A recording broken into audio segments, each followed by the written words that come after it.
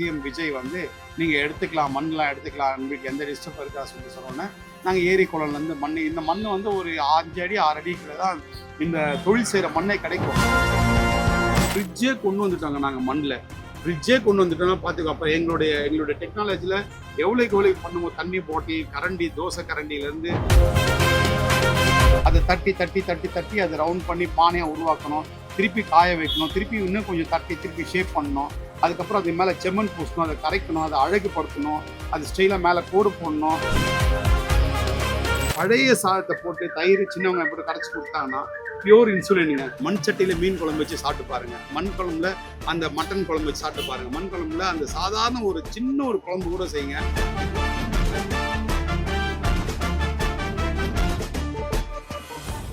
எத்தனை வருஷமா இந்த கடையை வச்சிருக்கீங்க? இந்த கடையோட பேர் வந்து சாமுண்டா மண்பானை கடை. இது வந்து 100 வருஷ பழமையான கடை. எங்கள் அப்பா தாத்தா காலத்துலேருந்து நாங்கள் பண்ணிகிட்டு இருக்கோம். இந்த தொழில் வந்து சென்னையில் வந்து மண் கிடைக்கல, எல்லாமே ஏரி குளம் எல்லாமே பில்டிங் ஆகி போச்சு. உங்களுக்கு தெரியாத ஒன்றும் கிடையாது. அதனால இங்கே மண் எடுக்க முடியாது. ஆல்ரெடி இங்கே தான் வந்து நம்ம ஃபயர் பண்ணியிருந்தோம். இங்கே தான் பிறந்து வளர்ந்து இங்கே தான் க்ளீனாக பார்த்தீங்கன்னா இங்கே ஒரு 100 பேர் சட்டிப்பானை அந்த சக்கரம் போட்டு எல்லாம் செஞ்சுட்டு இருப்பாங்க. மண் இங்கே ஏரியில், இரட்டையில், இங்கே போரூரில் இந்த மாதிரிலாம் கிடைக்கும். இப்போ எல்லாமே ஏரி எல்லாமே வந்து வீடுகள் ஆகிட்டனால எங்களுக்கு மண் கிடைக்கல. ரெண்டாவது ஃபயர் பண்ண முடியல, ஃபயர் பண்ணால் புகை வருது, அப்ஜெக்ஷன் பண்ணுறாங்க. அது நிறைய பிரச்சனை ஆகிட்டு ரோடு டெவலப் ஆகுது, இங்கே எல்லாம் பண்ணக்கூடாது, அப்படி சிட்டி ஆகிடுதுன்னு சொல்லிட்டு என்ன பண்ணிட்டோம், எல்லாமே கொண்டு போயிட்டு பாண்டிச்சேரி, விழுப்புரம், மதுராந்தகம், அப்புறம் வந்து மானாமதுரை, இந்த மாதிரி ஏரியாவில் நம்ம வந்து நம்மளுடைய ஃபேமிலியை குடிப்பு வந்து அங்கே வந்து நம்ம மண் எடுத்து நம்ம பண்ணுறோம். இப்போ மண் எடுக்கிறதுக்கு ரொம்ப பிரச்சனையாகுது. அப்படி இருந்தும் நம்ம வந்து இதை முதலமைச்சர்கிட்ட இந்த ரிப்போர்ட்லாம் போய் நாங்கள் எங்களுக்கு செய்யறதுக்கு ஆதாரமே இந்த மண் தான், இதை மண் எடுக்கிறதுக்கு எங்களுக்கு பர்மிஷன் கொடுங்க அப்படின்னு சொல்லி நாங்கள் அதெல்லாம் எல்லா இந்த சமுதாயத்தை சார்ந்தவங்க எல்லாமே சேர்ந்து ஒரு போராட்டம் பண்ணி இப்போ மண் கொடுக்கறதுக்கு எங்களுக்கு பண்ணியிருக்காங்க. இப்போ புதுசாக வந்திருக்க சிஎம் விஜய் வந்து நீங்கள் எடுத்துக்கலாம், மண்ணெலாம் எடுத்துக்கலாம், உங்களுக்கு எந்த டிஸ்டர்ப் இருக்கா சொன்னோன்னே நாங்கள் ஏரி குளம்லேருந்து மண், இந்த மண் வந்து ஒரு 5 அடி 6 அடிக்குள்ள தான் இந்த தொழில் செய்கிற மண்ணே கிடைக்கும். எந்த வகையான மண்ணில் வந்து இந்த மண்பானைகள், இந்த மண் சார்ந்த பொருட்கள் வந்து எந்த வகையான மண்ணில் செய்வாங்க? இது வந்து களிப்பு மண்ணுன்னு சொல்லுவாங்க. அந்த களிப்பு மண் வந்து 5 அடி கீழே, 6 அடி கீழே தான் அந்த மண்ணே கிடைக்கும். மேலே இருக்க மண்ணிலேருந்து செய்ய முடியாது, ஏன்னா பானை வந்து வெடிச்சு போயிடும். அந்த மண்ணு கூட கொஞ்சம் மணல் எல்லாம் சேர்த்து தான் பக்குவமாக பண்ண முடியும். அது எடுக்கிறது தான் பெரிய கஷ்டம். அதை எடுத்து ப்ராசஸிங் பண்ணி எடுத்துன்னு வந்து உடனே அந்த கிளே பாட் செய்ய முடியாதுங்க. அதை எடுத்துன்னு வந்து காய வச்சு அதை உடைச்சி தூளாக்கி அதை கரைச்சி ஃபில்ட்ரு பண்ணணும். இப்போ நம்ம ஒரு பொருள் பண்ணுறோன்னா இந்த சாதாரண மண் எடுத்து இந்த பொருள் பண்ண முடியாது. அதை மண்ணை நல்லா ப்ராசஸிங் பண்ணி இப்போ ஃபில்ட்ரு பண்ணி செஞ்சால் தான் இந்த நெளிவு சுழிவு எல்லாம் வரும். நம்ம ஃபயர் பண்ணும்போது இது வெடிக்காது. இதோடைய உழைப்பு என்னன்றது அதை நீங்கள் பார்த்தா மட்டும்தான் தெரியும். நம்ம இப்போ பேசுறதை பற்றி அதை வந்து விளக்கம் சொல்ல முடியாது. அதாவது ஒரு பானை செய்கிறதுக்கு எங்களுக்கு குறைஞ்சது ஒரு 10 நிமிஷம் தான். ஆனால் அதை செஞ்சு வச்சு திருப்பி அதை வந்து பானையாக உருவாக்கணும். அதை தட்டி தட்டி தட்டி தட்டி அதை ரவுண்ட் பண்ணி பானையாக உருவாக்கணும், திருப்பி காய வைக்கணும், திருப்பி இன்னும் கொஞ்சம் தட்டி திருப்பி ஷேப் பண்ணணும். அதுக்கப்புறம் அது மேலே செம்மண் பூசணும், அதை கரைக்கணும், அதை அழகுபடுத்தணும், அது ஸ்டைலாக மேலே கோடு போடணும். இப்படி பார்த்தீங்கன்னா ஒரு பானை செய்யறதுக்கு குறைஞ்சது ஒரு 3 மணி நேரம் ஆகும். ஒரே ஒரு பானை செஞ்சு அதை ஃபினிஷ் பண்ணி கொண்டு வந்து காய வச்சு வைக்கிறதுக்கு 3 மணி நேரம் ஆகும். மானாமதுரையிலேருந்து செஞ்சு சென்னை கொண்டு வரோம்.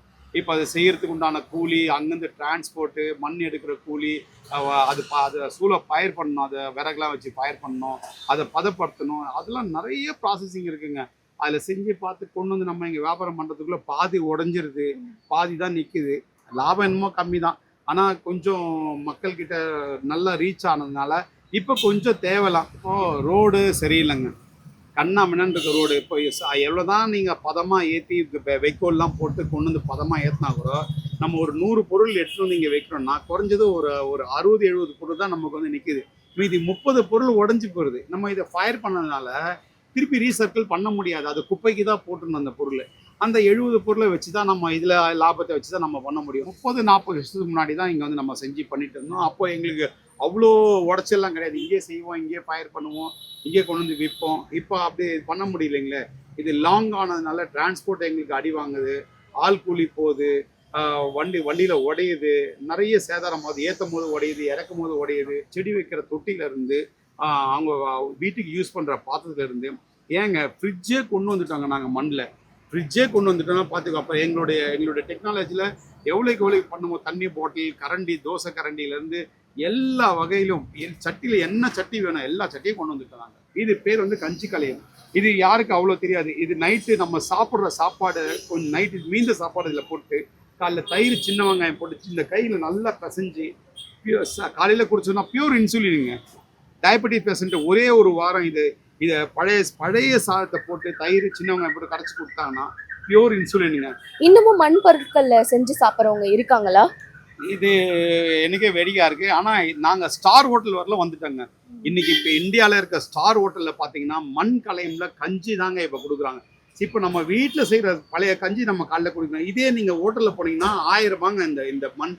இந்த மண் கலையத்தோட கஞ்சி ஸ்டார் ஹோட்டல்ல போனீங்கன்னா 1000 ரூபாய். அதே வீட்டு பழைய சாதம் தான், பழைய அதுதான், சின்ன வெங்காயம் தயிர் தான், அதே தான் விற்கிறாங்க ஸ்டார் ஹோட்டல்ல. ஆனா 1000 ரூபாய் பில் போட்டிருக்காங்க. எல்லா ஹோட்டல்லையும் உலக நாட்டில் அனைத்து நாட்டுகள்லையும் இந்த மண் கலையம் வந்து இப்போ ரொம்ப ஃபேமஸ் ஆயிடுச்சு.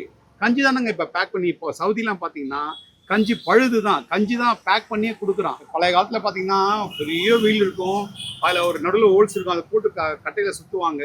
அது எவ்வளோதான் மாங்கு பண்ணால் கூட அந்த அளவுக்கு ஒரு 20-30 பொருள் தான் பண்ண முடியும்.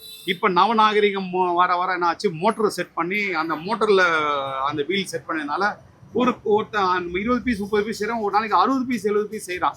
அதுவும் ரொம்ப ஈஸியாக இருக்குது. அதனால நான் எங்கள் டெக்னாலஜி முன்னேறதுனால எங்களுக்கு தான் சந்தோஷம். மண்ணு பிசையத்துக்கு இப்போ மிஷினை கொண்டு வந்துட்டோம். நாங்களே மண்ணை கொண்டு வந்து எடுத்து வந்து போட்டோம்னா அதே பிசைஞ்சு அதே பக்குவப்படுத்தி கொடுத்துருது. அதை எடுத்து நாங்கள் அதே வீலில் சக்கரத்து வீலில் வச்சு நாங்கள் அந்த மிஷின் வச்சு வீலில் வச்சு நாங்கள் செஞ்சு அதை விற்கிறோம். எங்க பாட்டி காலத்தோட முடிஞ்சிருச்சு இந்த மண்பானையில குழம்பு வைக்கிறது, சமைக்கிறது. இப்போ பார்த்தீங்கன்னா டெக்னாலஜி வளர வளர பொங்கல் டைம்ஸ்லாம் வந்து அவங்க மண்பானையில பொங்கல் வச்சே நான் பார்க்கறது இல்லை. ஸோ அதை பற்றி நீங்கள் என்ன சொல்கிறீங்க? என்ன சொல்றதுன்னா, மண்பானைகள் மண் சட்டி இல்லாத வீடே இல்லைன்னு தான் நான் சொல்ல முடியும். இப்போ எவ்வளோதான் நீங்கள் நாகரிகமாக நீங்கள் எவ்வளோ வந்தாலும் சரி, மண் சட்டியில் மீன் குழம்பு வச்சு சாப்பிட்டு பாருங்க, மண் குழம்புல அந்த மட்டன் குழம்பு வச்சு சாப்பிட்டு பாருங்க, மண் குழம்புல அந்த சாதாரண ஒரு சின்ன ஒரு குழம்பு கூட செய்யுங்க, அவ்வளோ டேஸ்டி கொடுக்கும். மக்கள் டெய்லி வந்து மண்பானை தான் வாங்குறாங்க. ஐயோ வெயில் காலம் ஆயிடுச்சா, மண்பானையில் தண்ணி வச்சு குடிச்சா நல்லா ஆரோக்கியமாக இருக்கும்னு நினைக்கிறாங்க. இப்போ ஒரு ஃபெஸ்டிவல் டைம், அந்த பொங்கல் டைமில் பார்த்தீங்கன்னா மண்பானை தான் கலர் அடித்து அழகாக கொடுக்குறோம். அதை வச்சு வைக்கிற ட்ரெடிஷ்னலாக அதை பார்க்கும் போதே அவங்களுக்கு ஒரு பூரிப்பாகுது. என்னடா இன்னும் பழைய காலத்தில் இருக்க நம்ம புது காலத்துக்கு வந்திருக்கோம். இருந்தால் கூட நம்ம அந்த பழைய பாரம்பரியமாக மறக்காமல் அந்த மண்பானையில் பொங்கல் வைக்கிறது அவ்வளோ விசேஷமாக. இப்போ கிருஷ்ண ஜெயந்தி டைமில் பார்த்தீங்கன்னா கிருஷ்ணர் வந்து மண்ணிலே செய்கிறோம், மண்ணிலே செஞ்சு கிருஷ்ணர் பொம்மை வந்து வைக்கிறோம். அப்போ நவராத்திரி டைமில் பார்த்தீங்கன்னா நவராத்திரி துர்கை இதெல்லாம் பார்த்தீங்கன்னா ஃபுல்லாக மண்ணிலே செய்ய ஆரம்பிக்கிறோம். என்ன இல்லை, எல்லாத்தையும் மண்ணில் கொண்டு வந்துட்டோம். நாங்கள் மண்ணில் செய்யாத பொருளே கிடையாது. இது பாருங்க, இந்த மாதிரி பொருள் பார்த்தீங்கன்னா இது மண்ணு தான். ஆக்சுவலி பார்த்தீங்களா எப்படி எவ்வளோ பக்குவமாக செஞ்சுருக்கோம். இதுவும் மண்ணில் செஞ்ச பொருள் தான். இங்கே இருக்க அனைத்து வகையும் மண்ணில் செஞ்சான். ஒரு 3 அடி 4 அடி 5 அடி குதிரை செய்கிறோம், அவ்வளோ ஸ்ட்ராங்காக செய்கிறோம். காரணம் என்ன, எங்களுடைய திறமை தான். அந்த மண்ணை பதப்படுத்தி பக்குவப்படுத்தி செய்கிறோம். அதனால தான் இவ்வளோ பெரிய உருவமாக இன்னைக்கு இருக்கு. இத்தனை வகையான பொருட்கள் நாங்கள் செய்கிறோம். மக்கள் கேட்குறதெல்லாம் பண்ணிகிட்டே தான் இருக்கோம். ஒன்று புதுசாக வருஷம் போக போக நாங்கள் ஒரு புது பொருளாக பண்ணிகிட்டே தான் இருக்கோம். எங்களுக்கு நல்ல வரவேற்பு இருக்குது. நல்ல இப்போ கொஞ்சம் எங்களுக்கு கொஞ்சம் லாபம் கிடைக்குது. இருந்தாலும் எவ்வளோதான் கஷ்டம் இருந்தாலும் சரி, நம்ம அதை விற்கும் போது மக்கள்கிட்ட பேசி ஆசையாக அவங்க வாங்கும் போது எங்களுக்கும் மனசு திருப்தியாக இருக்குது. பொருள் நல்லா இருக்குது, டேஸ்ட்டு கொடுக்குறோம்.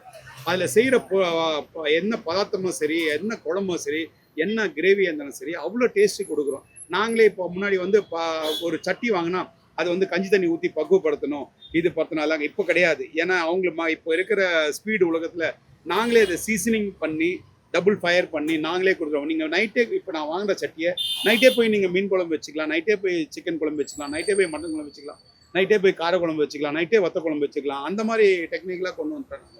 பாரம்பரியத்தை பாதுகாக்கிறதுக்காக தான் நீங்க வந்து மண் பொருட்கள் சேல் பண்ணிட்டு இருக்கீங்களா? ஆமாங்க, பாரம்பரியமா அது பண்ணணும். இந்த காலத்துல அதை விட்டு போக கூடாது. நம்ம அப்பா அம்மா காலத்துல இருந்து அதை போயிடக்கூடாது, தொன்று வரணும். இயற்கை நமக்கு எப்பவுமே வந்து கெடுதல் பண்ணாது. அந்த பொருளை தான் நம்ம வச்சு பண்றோம்.